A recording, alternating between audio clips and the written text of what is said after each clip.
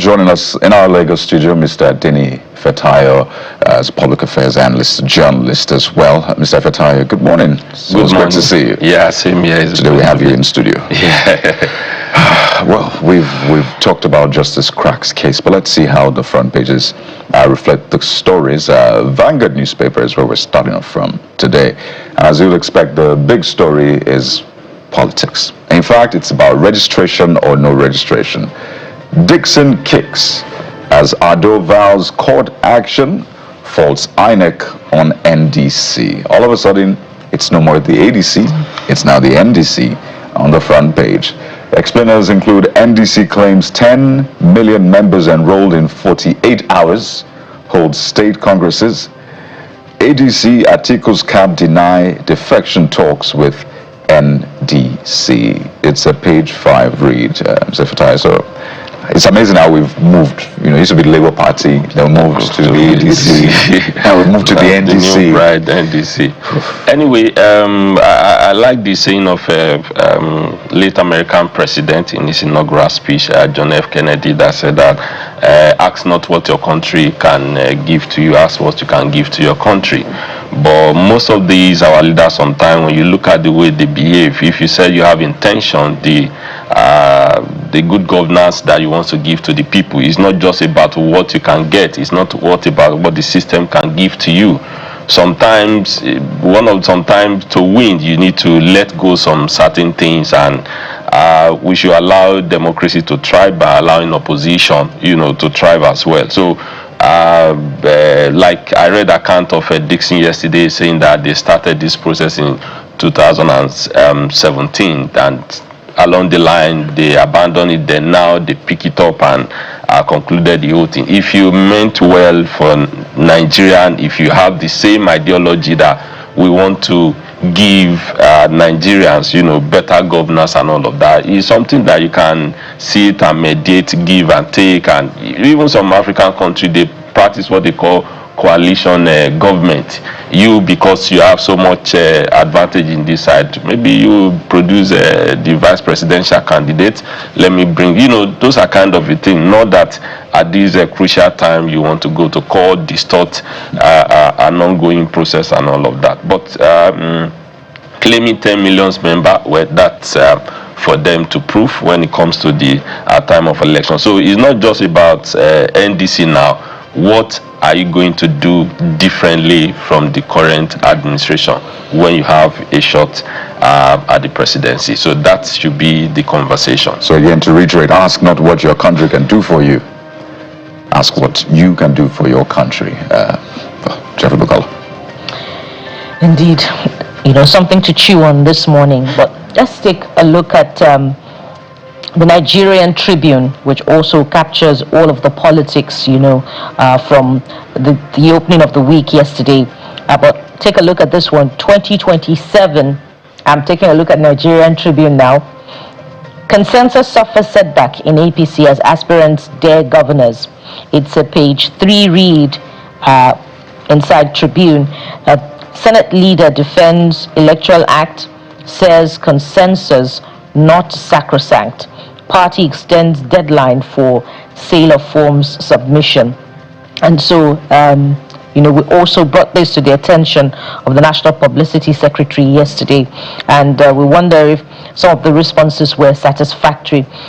Do you foresee more conflict within the ruling APC that has been seen to be, stable amongst all the other parties as a result of this portion of the Electoral Act? No, there will still be a lot of litigation. There will still be a lot, because there are so many aspirants, and I think the former governor of Cross River, crying out that he was summoned by the presidency high-level meeting and said, please suspend your ambition and all of that. So there will be a lot of people that say no, if my own view cannot be, you can't give me a platform to run. I've been supporting the party at all levels, and now you are saying I should suspend my ambition. And also the governors we are saying we don't want Godfather, and this is just a way of indirectly, imposing a candidate to say this is the person that will go. That means if you are not in a good book of a certain leader, you might not have a taste at or your ambition might not be realized. So I think they should allow democracy to thrive. It's just only Lagos State they've been able to manage this consensus of 18, because there's still going to be a lot of litigation, a lot of people even decamping to other parties that if I haven't contributed so far, I haven't supported your ambition, now you are telling me to step aside. I said earlier on, it might not be a coalition government, or even if you are not contesting, okay, don't worry, you provide this or you bring 2 commissioners, but one person dictating the whole thing, I don't think it's good for a democracy or for any particular state. Oh, okay. No two elections are the same.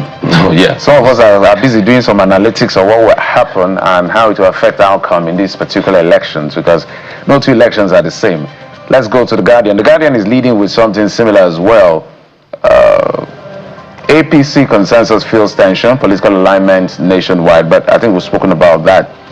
Let's go to the education sector, where NASU SANU protest shut down UI Gate, disrupt activities at ABU Ilorin. And then the big one, NNPC seals fresh deal to revamp this same Port Harcourt Warri refineries after the 2.4 billion naira turnaround maintenance that some people are considered to be a waste. Are we going on another round of wasting our funds? Because this gentleman, Bayo Julari, who is the in charge of the NNPC group CEO, had mentioned that, look, the way it was managed was not right, in the sense that maybe they should have finished it, because I heard them speak to Bloomberg. They should have finished it before they started utilizing that facility. And there were conversations around whether or not they should sell that refinery. So when you hear things like this, without much detail, what do you make of it? First and foremost, you can't continue to do the same thing and expect different results. It's not today or it's not yesterday they've been doing kind of turnaround maintenance, and we are still getting the same results. And to the best of my knowledge, a technology that was being used or deployed 3 decades, 4 decades ago, thinking it can meet up now. No, somebody did one within the space of 4 years. So if they are telling me that they are bringing the whole thing down and putting a new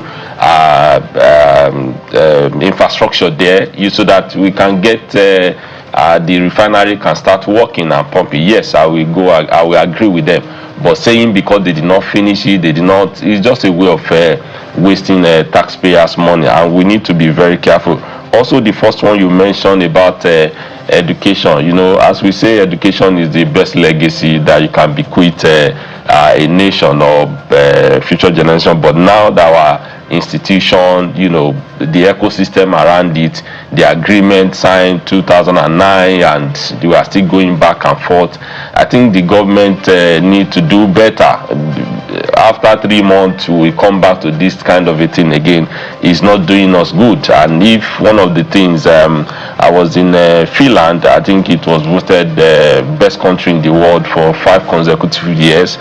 One of the key things they look at is the education system. If you are not investing in your education system, if you are not putting enough infrastructure, and the people that mount the system, if their welfare is not being taken care of, it will just be garbage in, garbage out, because they also have a bills to pay. So federal government, if we are to plead or beg you, these are the things that you must do. Education is very key and is very vital for us to compete or to be regarded as a giant of Africa, as we claim to be. Oh, there you go. So let's see if we can take just one more, and that's the New Telegraph newspaper. Well, the focus yet again is on politics. No surprises here. Makine's loyalists appoint Turkey as PDP caretaker chair. Faction releases election timetable, pegs presidential nomination form fee at 100 million naira, and Guba at 14 million naira. So it looks like Governor Makinde is sticking to the PDP in spite of despite whatever is playing out. But I must also reiterate the tension in South Africa. FG lodges formal diplomatic protest against killing of Nigerians in SA, demands autopsy and probe into the murder of two citizens. It's a page to read. It looks like this, I don't know, this absurdity is still going on in South Africa in the big 2026. Mr. Fatai. Yeah, Makinde, I believe in the rule of law. Sometimes it may favor you, sometimes it might not. I think they should allow the rule of law to take its course. I think the next thing I expected them to do is maybe you want to set up a committee. Okay, let's reach out to other side, which the Supreme Court judgment seems to be favored now, and let's see how we can move forward. If it's all about good governance that you are after, it's all about producing, giving APC or whatever a contest during the coming 2027 election. It's not just now that forming a kind of caretaker chair and all of that. It's just like to me, you can't build on a shaky foundation. The court has made a pronouncement, follow it through, reach out to the other party. You can even decide to choose to work for any other party you want to, but I'm not here to tell them that. But forming another PDP caretaker chair, I think it's a flagrant against the court pronouncement. And talking about the South Africa, I think they can do better in terms of we are all ones in Africa. We are on the same continent. It's only in the continent that we are, shielding our borders, for you to, according to a statistic that Africans that we do more business to foreign about 80% thereabout, just we do 20% within ourselves, which is not good. So please, they should do something. They should, they are not doing us a favor, but they are doing African a favor that South African is hospitable. You can come do your business, do your trade and all of that. So your life, your property are secure, which is the primary of any responsible government. And the government, our government should not just talk the talk, they should walk the walk. So that will be my own submission on that. So we'll see just how much pressure the government can put on South African government to ensure that, sanity just reigns supreme. It's a no-brainer, really. But Mr. Fatai, we have to thank you so much, public affairs analyst and journalist. Thank you for your time on the program. Thank you. It's my pleasure to be here. We'll take a quick break, and when we return, we'll get into the heart of the biggest stories in a moment. Stay with us.